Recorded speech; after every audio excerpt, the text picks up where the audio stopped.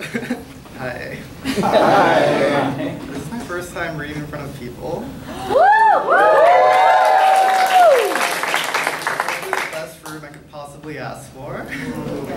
I'm going to be reading an excerpt from an older piece of work. In it, the narrator is an avatar for myself. He is at Yale, and his boyfriend has just moved in with him, and this is their first night in the apartment together. Matthew pulls himself from the bed and goes to the window. From the 6th floor, the outline of the university is obscured in the night. Distant hints tell him that New Haven is still there. A red light blinking, the glowing edge of Harkness Tower, as he had seen it that afternoon for the first time. He looks at me with his brow raised like a boy asking permission. He pulls the window halfway up.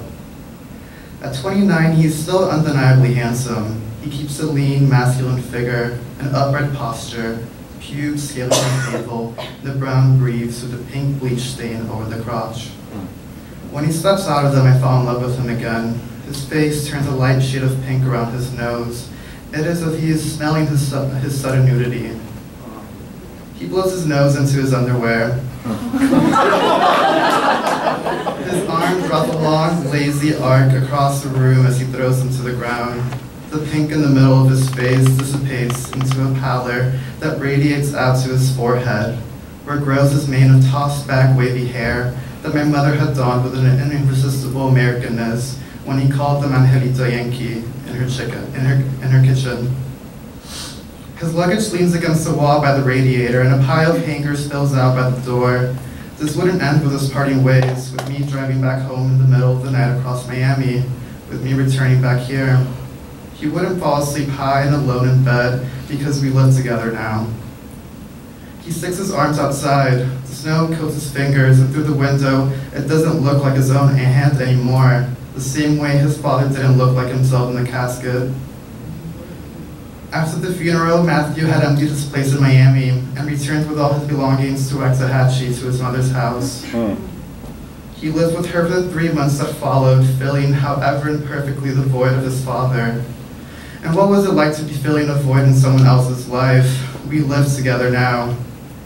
The radiator clicks. He took a part-time job in the Main Street Diner, a small, stubborn place where the same townies gathered every day at 5, the same place where his mother had worked as a young woman, and an old jukebox unplugged in a corner is haphazardly creaking and threatening to come back to life.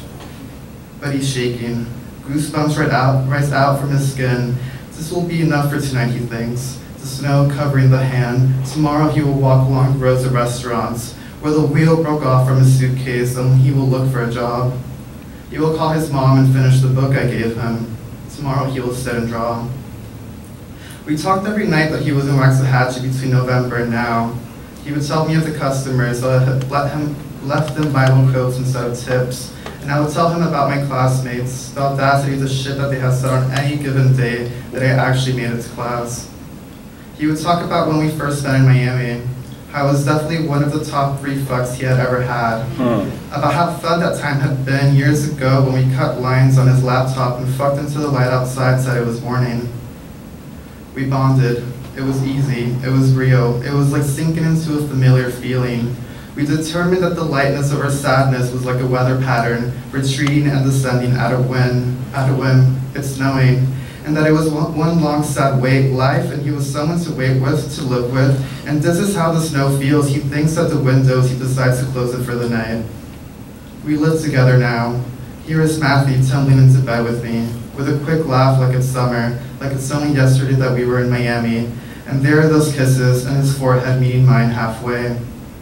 He flattens out on his back, bends a pillow under his head, and tucks his arm. I'm dead, he says, turning his head to me. His armpit offers a wiry bush of golden hair with an earthy, sour smell. Me too. His arm slides under my neck and folds over my chest, drawing me into its grip. The smaller, softer shape of me molds into his. We breathe the damp air that makes the window fog, the sheets dampen, and I pet his cheek, stroking the line of his jaw like it will always be there behind me. That's my ass, he whispers. I feel the sheets rising and falling as he strokes his dick in a rhythm, time reduced to the interval between the strokes. He spits on his hand, moves his dick. He slides between my thighs, in, then out, then in, then sinks into me like a rod in a bucket of water. After our phone calls, he and his mother drank several bottles of red wine in their backyard. A fire crackled in an iron pit, the legs of which were uneven, and the flames always swayed in their direction.